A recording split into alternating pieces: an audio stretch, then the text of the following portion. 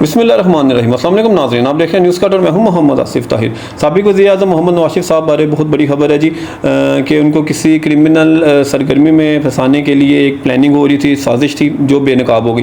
London से निजी channel के नुमाइंदे ने यह खबर ब्रेक की है जी कि लंदन ट्रैफिक पुलिस और एक्साइज़ डिपार्टमेंट में 3 गाड़ियाँ जो थी वो नवाज़ शरीफ के नाम से रजिस्टर्ड हुई। और ज़ाहिर है जब रजिस्टर्ड हुई हैं तो कोई ना कोई डॉक्यूमेंटेड उसका एविडेंस तो उन्होंने दिया होगा, सबूत दिया होगा ना, तो कि उनके नाम पर रजिस्टर्ड की जाएँ। तो बहरहाल जी ये साजिश इस तरह पकड़ी गई कि ओवर स्पीडिंग, उनमें से एक गाड़ी जो थी वो ओवर स्पीडिंग करती हुई पाई गई। और ओवर स्पीडिंग में इस तरह आपको जैसे पता है लाहौर में भी कि ई चलान किसी दौर में आते थे, अब तो आना खैर बंद हो गए हैं। तो ये शहबाज शरीफ साहब का बाकी मनसूबों की तरह बहुत बड़ा मनसूबा था कि उन्होंने सेफ सिटी प्रोजेक्ट बनाया और मुख्तलिफ शाहराहों पर और जगह गली बाज़ारों में उन्होंने ये कैमराज लगाए। और इससे बहुत हद तक जो थी ये ट्रैफिक वायलेशन कंट्रोल में हुई और बाकी जो जराइम की शरह थी वो भी कम हुई। लेकिन जब उस्मान बुज़दार साहब का दौर आया तो इसको बाकी मनसूबों की तरह इसको भी बर्बाद कर दिया गया।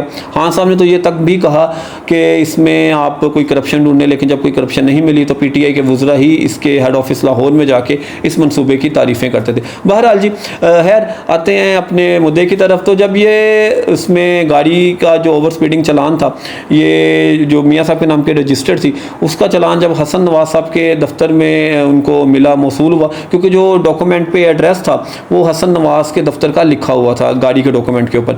तो जब वो उन्होंने देखा मियाँ साहब के बारे में, मियाँ साहब को इसके बारे में बताया गया, आगाह किया गया, तो मियाँ साहब ने कहा मेरे नाम पे तो ये गाड़ी रजिस्टर्ड नहीं है।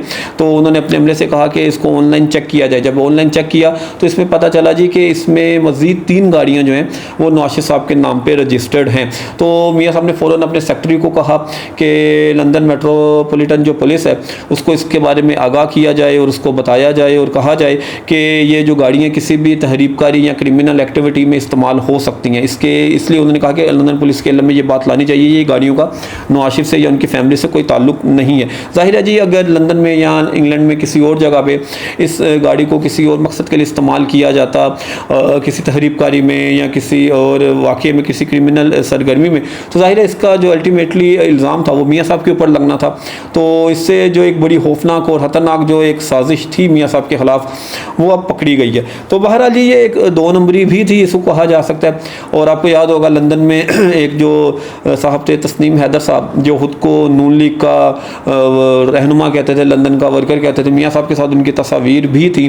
तो बाद में उन्होंने एक प्रेस कॉन्फ्रेंस में ये भी कहा चंद महीने पहले कि नवाज शरीफ साहब ने मेरे सामने अरशद शरीफ जो थे उनके कत्ल का हुक्म दिया था। तो बाद में ये इसकी तहकीकात भी हुई, उनसे इंक्वायरी की गई, वो झूठा साबित हुआ और यहाँ से भी उसकी 2 नंबरी पकड़ी गई। बाकी जी PTI वालों की इस किस्म के वहाँ पे जाके आपको जैसे पता है कैवन फील्ड में भी ये मियाँ साहब के फ्लैट के बाहर, घर के बाहर, हसन नवाज साहब के दफ्तर के बाहर इस किस्म के ये मुजाहिरे करते रहते हैं और ऐसे ये मुगलज़ात बकते हैं कि बतौर पाकिस्तानी शर्म से हमारे सर झुक जाते हैं। तो ये पोत तैयार करने में भी इमरान खान साहब का ही अहम किरदार है। बाकी जी ये एक अच्छा एक पॉजिटिव साइन है कि ये जो साजिश थी ये पकड़ी गई है और मियाँ साहब जो हैं वो जो इनका मकसद था साजिश करने वालों का कि उनको किसी क्रिमिनल एक्टिविटी में फंसाया जाए, उससे अल्हम्दुलिल्लाह वो बच गए हैं।